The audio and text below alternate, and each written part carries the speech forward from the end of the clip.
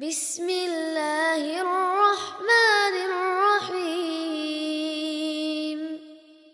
الرحمن علم القرآن خلق الإنسان علمه البيان.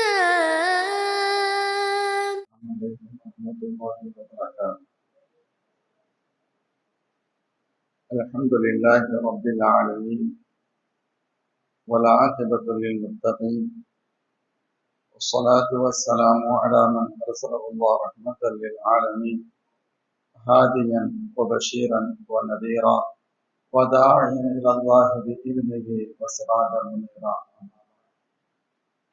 أعوذ بالله من الشيطان الرجيم. بسم الله الرحمن الرحيم.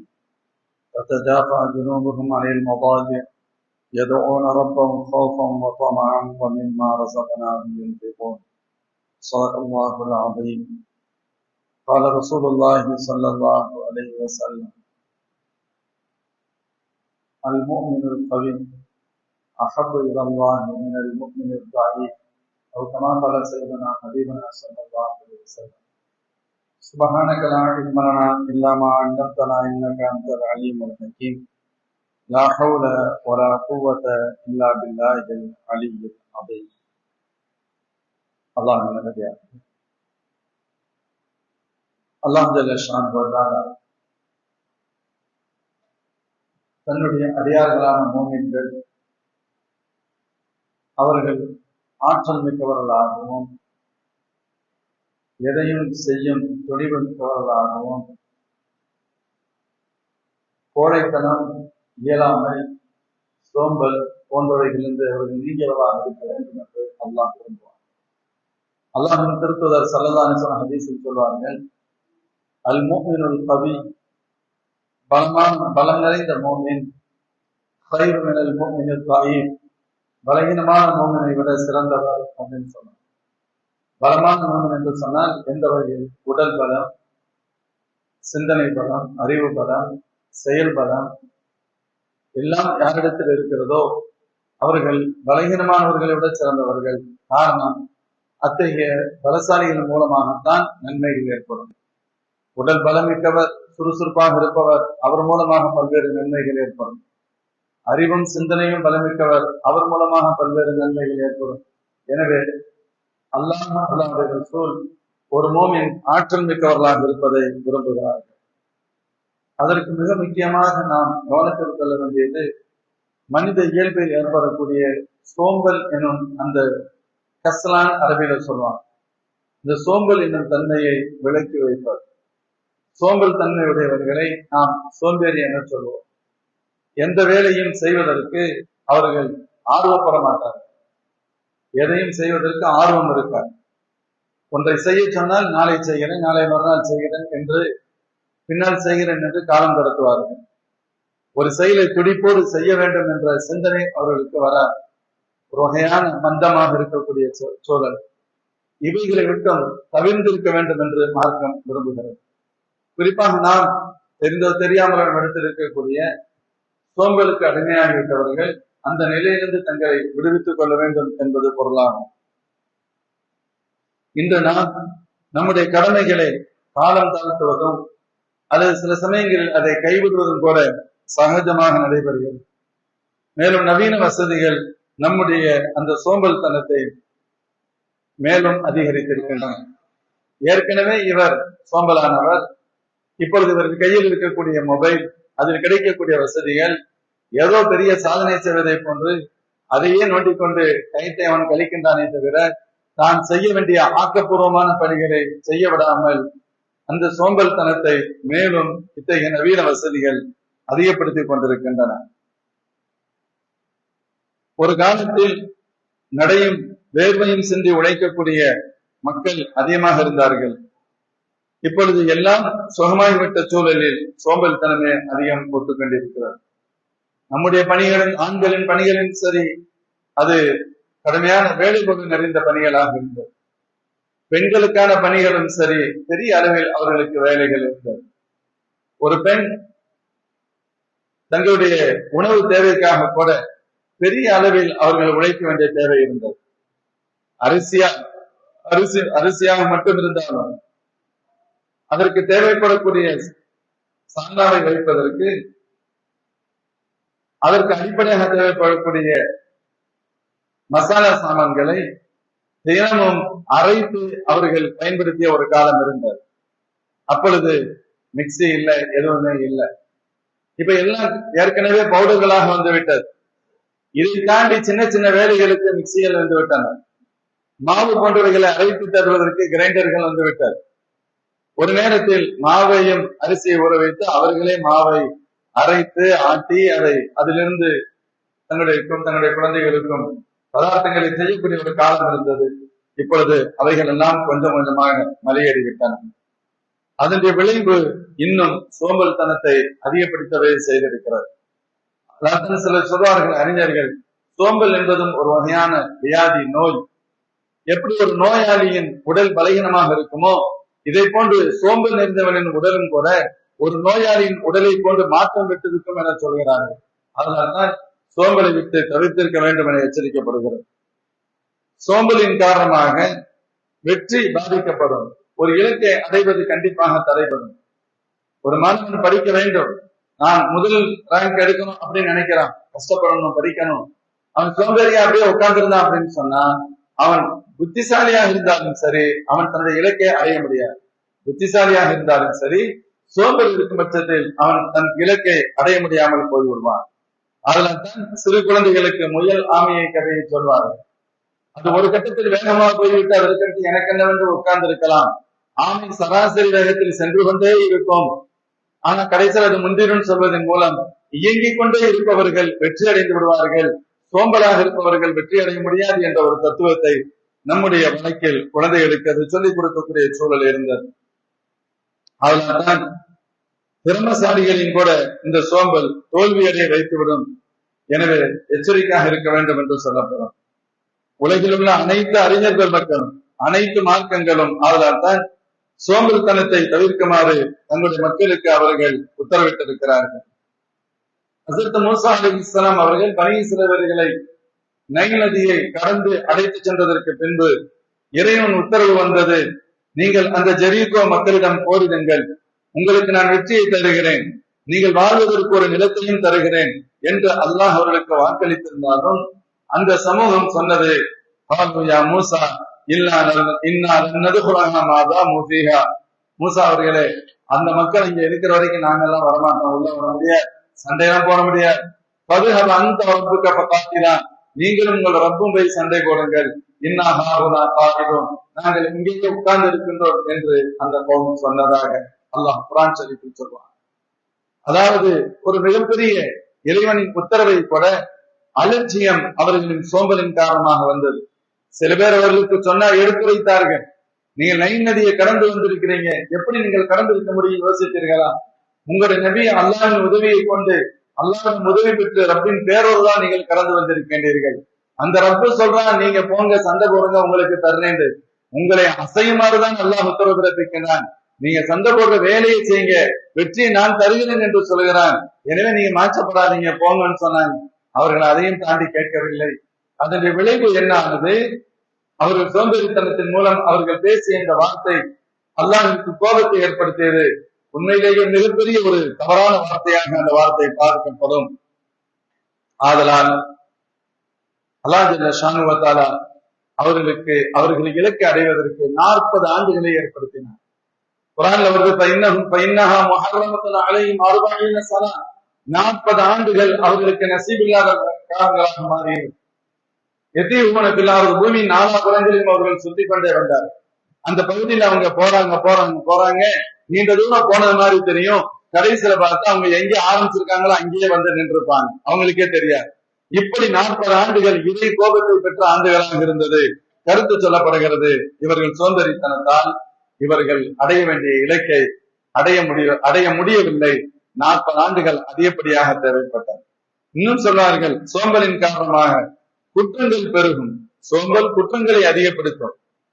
மனிதர்கள் பாவமான காரியங்களை கண்டறிவதற்கான சரியான வழி அவர்களது சோம்பல் என்று கூறுகிறார்கள் சில புகழ்பெற்ற அதாவது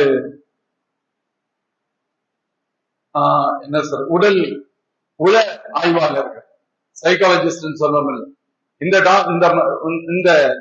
அதாவது உளவியல் நிபுணர்கள் சொல்றாங்க, மனிதனுடைய உடலில் இருக்கக்கூடிய அந்த சோம்பேறித்தனம் அது அவனுக்கே தெரியாமல் பல்வேறு பாவங்களை செய்ய வைக்கும் என எச்சரிக்கிறார்.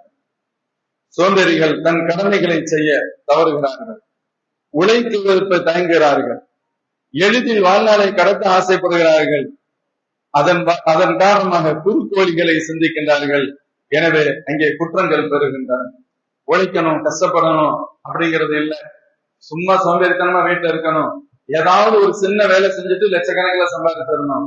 அப்ப சின்ன வேலை செஞ்சுட்டு லட்சக்கணக்கில் சம்பாதிக்க சொன்னா கொள்ளையடிக்கணும் அவன் பாக்குறான். அதுக்கு ஒரு நியாயம் கற்பிப்பான். நாங்க என்ன ஏழைகள்கிட்டயா கொள்ளையடிக்கிறோம்? கோடீஸ்வரர்கிட்ட தானே கொள்ளையடிக்கிறோம், பேங்க்ல தானே கொள்ளையடிக்கிறோம். எத்தனை பேர் கொள்ளையடிச்சுட்டு ஏமாத்திட்டு போயிடறான். எல்லாம் ஒரு பைத்தியக்காரத்தனமான தத்துவங்கள் அவர்களுடைய வெளிப்படும், அல்லது மிகப்பெரிய தவறுகளை செய்யக்கூடியவர்களாக மாறிவிடுவார்கள். ஒரு சோம்பல் எத்தகைய தீய விளைவுகளை ஏற்படுத்துகிறது என்பதற்கு இது புரிவதற்காக சொல்லப்படும். மேலும் சொல்வா, ஒரு குடும்பத்திற்கு உழைப்பதற்கு தயார் இல்லாத ஒரு தந்தை சமீபத்தில் ஒரு பத்திரிகை செய்து அதிர்ச்சி விட்டுவதாக இருந்திருக்கும். குடும்பத்திற்கு சிரமப்பட்டு உழைப்பதற்கு தயார் இல்லாத ஒரு தந்தை தன் பிள்ளையை, மகளை அவன் பாலியல் தொழிலில் ஈடுபடுத்தினான் என்ற ஒரு பத்திரிகை செய்தி அதிர்ச்சியை ஏற்படுத்தினார். சோம்பேறிகளாக இருப்பவர்கள் எத்தகைய அவர்கள் மூலமாக ஏற்படக்கூடிய தீங்குகள் எவ்வளவு பெரிதாக இருக்கும் என்பதற்கு இதைவிட இன்னொரு வார்த்தை தேவையில்லை என்பது முக்கியம் சகோதரர்களே. அதனால அதே சமயத்துல அல்லாஹ் திருத்துதர் ஸல்லல்லாஹு சொல்லுவாங்க, ஒரு மோமின் மனைவி மக்களுக்காக உழைக்கிறான் அப்படின்னு சொன்னா அவனுக்கு அல்லாஹ் எவ்வளவு நன்மையை தருகிறான். மன் கத்த அலா அயாலிஹி கானகல் முஜாஹிதி ஃபீ ஸபீலில்லாஹ். தன் குடும்பத்திற்காக ஒருவன் சிரமப்படுகிறான் என்று சொன்னால் அல்லாஹ்வுடைய பாதையில் ஜிஹாத் செய்தவனாக கருதப்படுகிறான். யார் சொல்றா? ஸல்லல்லாஹு அலைஹி வஸல்லம். மன் கத்த அலா அயாலி, யார் தன் குடும்பத்திற்காக உழைக்கின்றார்களோ கானகல் முஜாஹிதி ஃபீ ஸபீலில்லாஹ், அவர்கள் அல்லாஹ்வுடைய பாதையில் வாளிடத்து போரிட்டவர்களுக்கு சமமாக பார்க்கப்படுவார்கள். செஞ்சது தனக்கு உதவிக்காக, தன்னுடைய மனைவி மக்களை பாதுகாக்கிறக்காகத்தான். ஆனா அல்லாஹ் அதை எப்படி பார்க்கிறான்? ஜிஹாதுக்கு நேராக பார்க்கிறான். அப்படியானால் யார் தன்னுடைய மனைவி மக்களுக்கு ஹலாலா ரிசுக்கை தர வேண்டும் என்பதற்காக உழைக்க மறுக்கிறார்களோ அது எவ்வளவு பெரிய தவறு என்பதை இதற்கு எதிர்நிலையில் இருந்து புரிய வேண்டும். எனவேதான் பெருமானார் ஸல்லல்லாஹு அலைஹி வஸல்லம் அல்லாஹ்விடம் சில காரியங்களிலிருந்து பாதுகாப்பு தேடினார். ஒரு துஆ வரும், நீங்க கேள்விப்பட்டிருப்பீங்க, நம்ம ஓதும்போதுதான் பார்த்திருப்போம். அல்லாஹும்ம இன்னி அஊது பிக மினல் அஜ்ஸி வல் கஸல் வ அஊது பிக மினல் ஜுப்னி வல் புக்ல் வ அஊது பிக மின் கலபத்தி தைனி வ கஹரி ரிஜால். அல்லாஹ்வின் திருத்தூதர் ஸல்லல்லாஹு அலைஹி வஸல்லம் துஆ செய்றாங்க, யா அல்லாஹ், அல்லாஹும்ம இன்னி அஊது பிக மினல் அஜ்ஸி வல் கஸல். யா அல்லாஹ், இயலாமையிலிருந்து நான் உன்னிடத்தில் பாதுகாப்பு தேடுகிறேன்.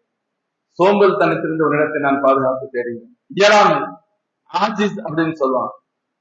ஒருவர் தன் கடமையை செய்ய முடியவில்லையானால் அவன் இயலாமையில் இருக்கிறான் என்று அர்த்தம். ஸல்லல்லாஹு சொல்றாங்க, அல்லாஹ்ட்ட கேளுங்க, அத்தகைய இயலாமையிலிருந்து நான் பாதுகாப்பு தேடுகிறேன். ஒரு தந்தை தன் மகளுக்கு திருமணம் செய்து வைப்பது கடமை, அதை செய்ய முடியாமல் போனால் அது ஒரு மிகப்பெரிய துயரமாக மாறும். அவனது இயலாமை அது துயரத்தில் கொண்டு வந்து நிறுத்தும். வாங்கிய கடனை திருப்பி செலுத்த வேண்டியது தார்மீக கடமை, அதை திருப்பி செலுத்த இயலாமல் போய்விடுமானால் பெரிய குற்றமாக மாறிவிடும். வாக்குறுதியை பாதுகாப்பது தார்மீக கடமை, அதை நிறைவேற்ற இயலாமல் போய்விடுமானால் தவறாக மாறிவிடும். அதனால்தான் இது போன்று இயலாமை என்ற ஒரு நிலை ஒரு மோமினுக்கு ஏற்பட்டு விடக்கூடாது அப்படிங்கிறக்காக ஸல்லல்லாஹு அலைஹி வஸல்லம் அல்லாஹ்விடத்தை நீங்க பாதுகாப்பு தேடுங்க அப்படின்னு சொல்லி தர்றாங்க. அந்த வரிசையில் பெருமானார் ஸல்லல்லாஹு அலைஹி வஸல்லம் சோம்பல் தனத்திலிருந்து அல்லாஹ் எனக்கு பாதுகாப்பு கொடுன்னு கேளுங்க. இது என்ன பெரிய குற்றமா நம்ம நினைக்கிற மாதிரி இருக்குல்ல. ஆனா ஸல்லல்லாஹு சொல்றாங்க, கேளுங்க. ஒரு மோமின் சுறுசுறுப்பாக இருக்கணும், ஓய்வு இருக்கணும், அவ்வளவுதான். அதுக்காக சும்மா சோம்பேறியா இருந்து கொண்டு இருக்க முடியாது. நீங்கள் அந்த சோம்பல் நிலையிலிருந்து அல்லாஹ்விடத்தில் பாதுகாப்பு தேடுங்கள் என்று பெருமானார் ஸல்லல்லாஹு சொல்கிறார்கள் என்று சொன்னால் அந்த நிலையை விட்டு நாம் தவிர்த்திருப்பது எவ்வளவு அவசியம் என்பதை நாம் புரிந்து கொள்ள முடியும். சொல்லுவாங்க, அல்லாஹ் இந்த துஆவில இயலாமை, சோம்பேறித்தனத்திலிருந்து பாதுகாப்பு, கோழைத்தனத்திலிருந்து பாதுகாப்பு, கஞ்சத்தனத்திலிருந்து பாதுகாப்பு சொல்றாங்க. கோழைத்தனம் முன்னிடத்தில் இருக்கக்கூடாது, கஞ்சத்தனம் முன்னிடத்தில் இருக்கக்கூடாது, கடன் மிகைத்து விடக்கூடாது. கடன் மிகைத்து விடுவது, இன்னைக்கு சக்திக்கு மீறி கடன் வாங்குறோம். தேவையில்லாம கடன் வாங்கணும். ஒரு நிர்பந்தம் அப்போதுதான் கடன் வாங்க முடியும். தேவையில்லாத கடன். ஒருத்தர் டிவியே தேவையில்லை என்பது வேறு. அதுக்கு 40 இன்ச்சு தான் வாங்கணும். அதுக்காக ஒரு 1 லட்சம் ரூபாய் கடன் வாங்கினான்னு சொன்னா எப்படி அல்லாஹ்வுடைய உதவி பரக்கத்து கிடைக்கும்? புரிவதற்காக சொல்கிறேன். மொபைல் வாங்கணும், அதுக்காக கடனை வாங்கி மொபைல் வாங்கணும். நான் ஆப்பிள் மொபைல் தான் தான் யூஸ் பண்ணுவேன். என்ன அவசியம் இருக்கிறது? அதற்காக 50,000 ரூபாய் 60,000 ரூபாய் 70,000 நான் செலவு பண்ணுவேன். இப்ப இது போன்ற கடன்கள் எல்லாம் ஆபத்திலும். இது மாதிரியான ஆடம்பரத்திற்கு வீண் விரயத்திற்கு கடன் வாங்குபவர்கள் கொஞ்சம் கொஞ்சமா போய் அவருடைய கடன்கள் 1000 தொடங்கி லட்சமாக மாறி கோடியாக மாறி கடைசியில் என்ன ஆகும்? கடன் அடைக்க முடியாது. கடன் வாங்கினெல்லாம் எவன் கடன் சும்மா வரும்? ஒரு 100 ரூபாய் கொடுப்பதற்கு தயாராக இல்லை. கூட பிறந்தவர்கள் கடன் கொடுப்பதற்கு தயாராக இருக்க மாட்டார்கள். அப்படியானால் யாரோ நல்ல மனிதர்கள் கடன் கொடுக்கிறார்கள் என்று சொன்னால் நீ வாக்குறுதியை காப்பாற்றி இருக்க வேண்டும். நீங்கள் தகுதி இல்லாமல், நியாயம் இல்லாமல், திருப்பி கொடுப்பதற்கான எத்தகைய சோர்ஸும் இல்லாமல், சான்சஸ் இல்லாமல், நல்லா தெரிஞ்சு தேவையில்லாம கடனுக்கு மேல கடனை வாங்குறோம் அப்படின்னு சொன்னா ஒரு கட்டத்தில் கொடுக்க முடியாமல் போகும். நீங்க பல பேரை பார்த்திருக்கலாம். கடனை வாங்கியிருப்பாங்க, கொடுக்கறதுக்கு சோர்ஸ் இருக்காதுன்னு தெரியும். ஒரு அவங்க நெருக்குவாங்க, இவங்க இன்னொரு இடத்துல கடன் வாங்குவாங்க. அந்த கடனை வாங்கி இங்க கொடுப்பாங்க. அப்படி வாங்குறதும் இல்ல, வெறும் கடனை வாங்க மாட்டாங்க. இங்க 10,000 ரூபாய் கொடுக்கணும், இங்க 15,000 ரூபாய் கேட்பாங்க. 10,000 ரூபாய் கொடுத்துட்டு 5,000 ரூபாய் செலவு பண்ணி காலி பண்ணிடுவாங்க. அல்லது அது வட்டியா மாறிக்கிட்டு இருக்கும். 10,000 வாங்கினதுக்கே 14,000 கட்ட வேண்டியது இருக்கும். இப்ப 15,000 வாங்கி 14,000 கொடுத்துட்டு 1,000 ரூபாய் வச்சுக்குருவாங்க. இதுக்கு அடுத்து இந்த 15,000 20,000 மாறிடும். இன்னொருத்த 25,000 ரூபாய் கடன் வாங்கி இப்படி அடைப்பாங்க. இதை பார்க்கறதுக்கு ஏதோ துனியாவில நடக்கிற மாதிரி தெரியும். ஒண்ணு நடக்கல, அவர் பின்னால போய்கிட்டே இருக்கிறார். அல்லாஹ் பாதுகாக்க வேண்டும். பலர் இதன் காரணமாக தற்கொலைக்கு கூட தள்ளப்படுகிறார். ஒரு கட்டத்துல வாங்க வேண்டிய இடம் எல்லாம் வாங்கியாச்சு, வேற எங்கேயுமே இது கிடையாது, யாருமே ஆள் கிடையாது, யாரும் தருவதற்கு தயாராக இல்லை. இதனுடைய விளைவு எங்க போய் முடியும்? எஸ்கேப் ஆகணும். இப்ப நான் அது இஸ்லாமிய பையன் இல்ல, முஸ்லீம் பிள்ளை இல்லாதவர், ஒரு 30 வயசு பையன் இன்னைக்கு 10 மணிக்கு அடக்கம் இருக்கான். நேற்று 2 தினங்களுக்கு முன்பு ட்ரெயின்ல விழுந்து தற்கொலை பண்ணிக்கிட்டான். 30 வயசு பையன், ஒரு இன்ஜினியரிங் படிச்ச பையன். என்ன காரணம் தெரியுமா? 20 லட்சம் ரூபாய் கடை வாங்கியிருக்கான். எதுக்கு வாங்கினான்னு தெரியல, அது வேறு விஷயம். நம்ம விளாமதியாக தெரிஞ்சு சொல்றக்காண்டி வரல, மேட்ரு அதுதான். மொத்தத்தில் ஏதோ ஒரு நிர்பந்தம், ஏதோ ஒரு சூழல் வாங்கியிருக்கான்.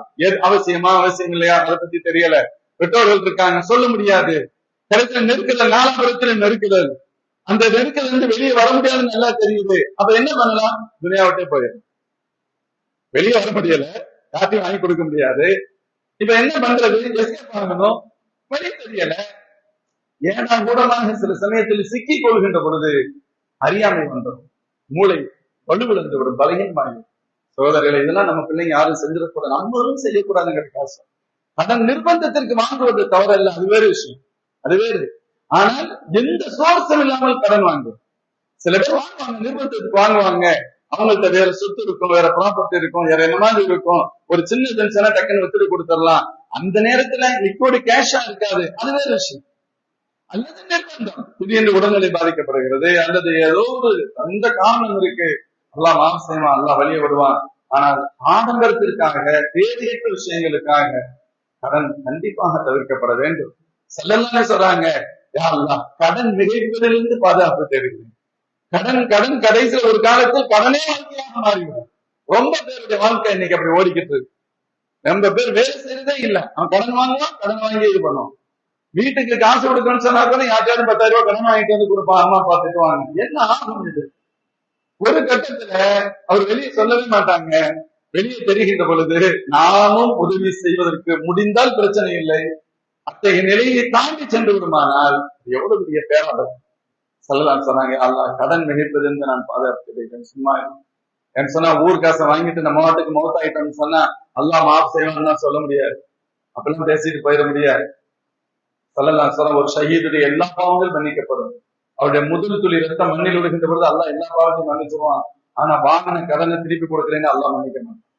அதனாலதான் அந்த மார்க்கம் கடன் கொடுப்பதற்கும் சமாதானம் தருது. ஒரு தெருவுக்கு உதவி கேட்கிறாங்க, ஒரு 10,000 ரூபாய் கடன் கொடுங்க, நான் ஒரு மாசத்துல தந்துடுறேங்க. மார்க் என்ன சொல்லுது தெரியுமா? கொடுக்க வலியுறுத்துகிறது. ஏன்னு சொன்ன எல்லாத்தையும் ஒரே மாதிரி எடுக்க முடியாது, அதுல பல ரகமான மக்கள் இருக்காங்க. சில பேர் கேட்கவே, அவங்க வாங்கியிருக்கவே மாட்டாங்க, ஆனா நெருக்குது. யார்கிட்ட கேட்கறது தெரியவே இல்லை. எப்படியோ கஷ்டப்பட்டு தட்டு தருமாறி நம்மகிட்ட வந்து கேட்டிருப்பான். நம்ம எல்லாத்தையும் ஒரே மாதிரி பார்க்க முடியாது. அப்படி பார்த்தா அதுவும் தப்பா போயிடும். எல்லாத்தையும் ஒரே மாதிரி பார்க்க முடியாது. அதுவும் நிர்பந்தத்தில் வந்திருக்காங்க. ஸல்லல்லாஹு சொன்னாங்க, இப்ப ஒருத்தர் 10,000 ரூபாய் கொடுத்திருக்கிறார், ஒரு மாசத்துல தரேன்னு சொன்னவருக்கு 10,000 ரூபாய் கொடுத்தார். ஸல்லல்லாஹு என்ன சொல்றாங்க தெரியுமா? நீ ஒவ்வொரு நாளும் 10,000 ரூபாய் சதக்கா செஞ்ச சவால்னு சொல்றாங்க. என்ற ஆல் இம்ரான் அத்தியாயத்தின் விளக்கத்தில் இந்த ஹதீஸ் பதிவா. ஒவ்வொரு நாளும் 10,000 சதக்கா செய்த சவால். ஸல்லல்லாஹு சொல்றாங்க, அந்த ஒரு மாசம் முடிஞ்சிருச்சு. அவர் வந்து சொல்றாரு, சொல்லணும், அவங்கதான் சொல்லணும், நம்ம கேட்டு சொல்லக்கூடாது. இன்னைக்கு கடன் வாங்குற வரைக்கும் தான் ரொம்ப வருவோம் போவோம். கடன் வாங்கினதுக்கு பின்னால அவர் தான் நம்மள்ட்ட தங்கணும். ஒருபோதும் அல்லாஹ்வுடைய உதவி கிடைக்கவே செய்யாது. 30ஆம் நாள் கொடுக்குறேன்னு சொன்னோம், முடிஞ்சிச்சு, அல்ஹம்துலில்லாஹ். 30 நாள் தான். இன்னும் சில பேருக்கு வியாதி இருக்கு, 10ஆம் நாள்ல காசு வந்துருது. நம்ம பேரை நீங்க கேள்விப்பட்டு இருப்பீங்க. அவன் என்ன நினைக்கிறான் தெரியுமா? நம்ம தான் 30 நாள் சொல்லியிருக்கானே வாங்கியிருக்கோம், இன்னும் 20 நாள் இருக்குல்ல, நம்ம 30 நாளைக்கு கொடுத்தா போதும் தானே, அப்படித்தானே வாங்கி இருக்கிறோம். அப்படி செய்யக்கூடாது. 30 நாள் என்பது மேக்சிமம் பீரியட் தவிர எப்பொழுது வந்து விட்டதை கொடுத்துடணும். ஸல்லல்லாஹு மக்கள் கனிய ஹராம், வசதி வந்ததற்கு பின்பும் கடனை திருப்பி கொடுக்காமல் இருப்பது ஹராம். இப்படி சில பேர் இருக்காங்க. நம்ம ஒரு மாசம் டைம் கேட்டிருக்கோம்ல, 10 நாள் தானே ஆயிருக்கு, இதுக்கிடையில் ஏதாவது பண்ணிடலாம், ஏதாவது பண்ணி ஒரு ஏழாயிரமா மாட்டிக்கிடுவாரு, அதுக்கு ஒரு மாசத்துக்கு கொடுக்க முடியாது. இதெல்லாம் பிராக்டிக்கல். நம்ம ஒண்ணும் விண்ணுலகத்துல இல்ல, துனியாவில தானே இருக்கிறோம். சகோதரர்களே, மார்க் அந்த சொன்னது, உன்கிட்ட காசு வந்துருச்சா, நீ 30 நாளுக்கு மேக்சிமம் பீரியட், நீ மறுநாள் கொடுத்துருங்க, லேட் பண்ணாதீங்க. நீ காசு இல்ல, நான் வந்துட்டா தந்துறேன்னு சொல்லி வாங்குறீங்க, அதுக்கு ஒரு டைம் நீங்க சொல்றீங்க. அல்லாஹ் எப்போது உங்களுக்கு கொடுத்து விட்டாரோ உடனடியா நிறைவேற்றி விடுங்கள், தாமதப்படுத்தாதீர்கள். ஸல்லல்லாஹு சொன்னாங்க, ஒரு உண்மையிலேயே ஒரு ஆள் முடியல, கொடுக்கணும்னு நினைச்சுதான் சொன்னாரு, ஒரு மாசம் முடியல. அப்ப அந்த ஒரு மாசம் 29 நாள் ஆகுது, நாளைக்கு கொடுக்க முடியாதுன்னு நல்லா தெரியுது. அப்ப சம்பந்தப்பட்டவங்கள்ட்ட போகணும், மார்க் செய்யணும், நான் ஒரு மாசம் டைம் கேட்டிருந்தேன், கோச்சுக்கிறாதீங்க, இன்னும் ஒரு 10 நாள் டைம், என்ன வேணுமோ, அல்லது ஒரு 15 நாள் டைம், அல்லது 20 நாள், அல்லது ஒரு மாசம், ஏதோ ஒண்ணு நீங்க கேட்கணும், நம்ம கேட்டுதான் ஆகணும். ஸல்லல்லாஹு என்ன சொல்றாங்க தெரியுமா? இப்படி ஒருவர் கேட்டு அந்த பணம் கொடுத்த நபர், சரி பரவாயில்ல, அல்லாஹ்க்கா நான் அட்ஜஸ்ட் பண்ணிக்கிறேன், நீங்க வரும்போது கொடுங்கன்னு சொன்னார். என்ன சொல்றாங்க தெரியுமா? அதற்கு அடுத்து அந்த முதல் 30 நாட்கள் ஒவ்வொரு நாள் 10,000 ரூபாய் சதக்கா செய்து போறா. அதுக்கு அடுத்து இவர் என்ன கவலை கேட்டு ஒப்புக்கொண்டாரோ, அதுக்கு அடுத்து வரக்கூடிய ஒவ்வொரு நாளும் 2 மடங்கு சதக்கா செய்த சவா. ஒரு நாளைக்கு 20,000 ரூபாய் சதக்கா செய்த சவா. 5 பைசா சதக்கா பண்ணல, நம்ம காசு அவருக்கு இருக்கு, வரப்போகுது. ஆனால் விசலதான் சொல்றாங்க, ஒவ்வொரு நாளும் 10,000 சதக்கா செய்த சவா. டைம் முடிஞ்சிருச்சு, ரெக்வஸ்ட் பண்ணாரு, நீங்க அட்ஜஸ்ட் பண்ணீங்க, அதற்கு பிந்தைய ஒவ்வொரு நாளும் 2 மடங்கு 20,000, 10 20,000, 1 லட்சம் தான் 2 லட்சம் சதக்கா செய்து தரோம். வெறும் 100 ரூபாய் 200 ரூபாய் சதக்கா செய்து தரோம். இதுல 2 விஷயம் இருக்கு. கடன் நம்ம வாங்கியிருக்கோம், தாமதப்படுத்த கூடாது, உரிய நேரத்துல ஒப்படைச்சிடணும். அதுக்கு ஒருவேளை முடியலைன்னு சொன்னா கொஞ்சம் அட்ஜஸ்ட் பண்ணி டைம் கேட்கணும். அதே போன்று அல்லாஹ் நம்மகிட்ட வசதியை கொடுத்திருக்கான், ஒருத்தருக்கு கடன் கொடுத்திருந்தோம், அவங்களுடைய சூழல் ஏமாத்த நினைக்கிறான், விட வேண்டிய அவசியமே இல்ல ஏமாத்த நினைக்கிற, அவங்க இக்கட்டான நேரத்துலதான் இருக்காங்கன்னு சொன்னா அப்ப கொஞ்சம் பெருந்தன்மையா நடப்பது. அல்லாஹ் சொன்னா, நதிரத்தின் இலா மைசரா, உங்களிடம் கடன் பெற்றவர்கள் கொஞ்சம் கஷ்டத்தில் இருந்தால் கொஞ்சம் அவகாசம் கொடுங்க. இது அல்லாஹ்வுடைய வார்த்தை, விளக்கம் தான், டைரக்ட் மீனிங்கே தான். ஒரு பெரிய ஒருத்தர் அல்லாஹ் அவரை சொர்க்கத்துக்கு அனுப்புறான். ஸல்லல்லாஹு சொன்னாங்க, என்ன காரணம் தெரியுமா? அவரு ஒரு வசதி இருந்துச்சு, தன்னுடைய தன்னுடைய கீழ் தன்னுடைய பணியாளர்கிட்ட, தன்னுடைய கணக்காளர்கிட்ட சொன்னாரு, நம்மகிட்ட யாரெல்லாம் கடன் வாங்கியிருக்காங்களோ, இங்க பாருப்பா, அவங்கள ரொம்ப கஷ்டம் கொடுக்காத, டைட் பண்ணாத, கொஞ்சம் லிபரலா நடந்துக்க, வந்து அட்ஜஸ்ட் பண்ணிக்கன்னு சொல்லி வச்சார். ஒருவேளை யாராவது ரொம்ப கொடுக்க முடியும்னு சொன்னா விட்டு, தெரியாத மாதிரி விட்டு, கேட்காத. சொல்றாங்க, இந்த ஒற்றை காரணத்திற்காக அல்லாஹ் அவரை சொர்க்கத்திற்கு அனுப்பி. என்னுடைய அடியாரத்தை நீ இவ்வளவு சாப்பிட்டா நடத்தியா, என்னுடைய அடியாரத்தை நீ இவ்வளவு மென்மையாக நடந்தா, உன்னிடத்தில் நான் அதை விட பன்மடங்கள்வா மென்மையாக நடக்க வேண்டும். இப்படிப்பட்ட உன்னிடத்தில் நான் விழாவதையா கணக்கு பார்த்துட்டு இருக்க முடியாது. நான் பார்ப்பேன், அல்லாஹ் பார்ப்பான், அனுபவமா பார்ப்பான். நம்ம எவ்வளவு பாக்குறோமோ ரொம்ப அப்படித்தான் பார்ப்போம். நம்ம ரொம்ப கரெக்டா பாக்குறோம்னு சொல்லுவோம் இல்ல, பணியாளர்கிட்ட இங்க இங்க ரொம்ப பர்ஃபெக்ட், நான் ரொம்ப சரியா பார்ப்பேன். பாத்துக்கங்க, அல்லாஹ் சரியா பார்ப்பான். அதெல்லாம் சரியாப்பா. ஹஸரத் அபூ மஸ்ஊத் ரலியல்லாஹு அன்ஹு தன்னுடைய அடிமையை கோபத்துல அடிச்சாங்க தெரியாம. அது ஸல்லல்லாஹு அலைஹி வஸல்லம் பின்னால இருந்து வந்தாங்க. அபூ மஸ்ஊத் அப்படின்னாங்க, காதுல விழுகல. கிட்டத்துல வந்துட்டாங்க பெருமானார். யா அபூ மஸ்ஊத் அப்படின்னாங்க. சத்தம் கேட்டு அலறி அடிச்சு பெருமானார் ஸல்லல்லாஹு அலைஹி வஸல்லம் நிக்கிறாங்க. இவங்க அடிமையை அடிக்க வரிசை அடிமையை அடிக்கலாம் தவறு செய்கின்ற பொழுது, அதுவே அடிச்சாங்க. பெருமானார் பார்த்துட்டாங்க. ஸல்லல்லாஹு அலைஹி வஸல்லம் கூப்பிடுறாங்க. கையெல்லாம் நடுங்குது. சாட்டை கீழே விழுந்துருச்சு. ஸல்லல்லாஹு அலைஹி வஸல்லம், அபூ மஸ்ஊத் ஏன் சாட்டை கீழே போட்டீங்க, எடுத்து அடியுங்க, உங்களுக்கு உரிமை இருக்குன்னு சொன்ன. உங்களுக்கு உரிமை இருக்கு, உங்களுடைய அடிமை அவர் தவறு செய்திருக்கும் பட்சத்தில் அடிக்கலாம், அடியுங்க. ஆனா ஒண்ணு மட்டும் தெரிஞ்சுக்கங்க, இந்த அடிமையின் விஷயத்தில் உங்களுக்கு என்ன ஹக்கு இருக்க உரிமை இருக்கோ, இதை விட உங்கள் விஷயத்துக்கு உங்களுடைய ரப்புக்கு கூடுதல் உரிமை. என்ன நடக்க என்ன செய்வார், யார சொல்லலாம், என்னை மன்னித்துக் கொள்ளுங்கள், என் அடிமையை உரிமை விட்டு விட்டேன்னு சொன்னார். உரிமைங்கிற சாதாரண விஷயம் அல்ல. என் அடிமையை நான் உரிமை விட்டு விட்டேன்னு சொன்னார்.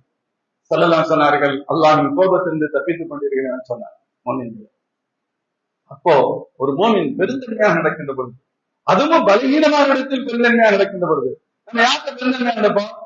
நமக்கு 10,000 திருடி இருப்பான் ஒரு ரவுடி பைய, அவன்கிட்ட கையை கட்டி வாய் பத்தி பதில் சொல்லிட்டு இருப்போம். திமிராக நடக்கக்கூடிய ரவுடி இடத்தில் நாம் அடங்கி போவோம். அடங்கி போக வேண்டிய நல்ல இடத்தில் அடங்கி போக மாட்டோம். அதான் பிரச்சனை. அத்தாட்ட அடங்கி போக மாட்டான், அண்ணன்ட்ட அடங்கி போக மாட்டான், நல்ல இடத்துல அடங்கி போக மாட்டான். அப்படி இப்படி என்னெல்லாம் பேசுவான்.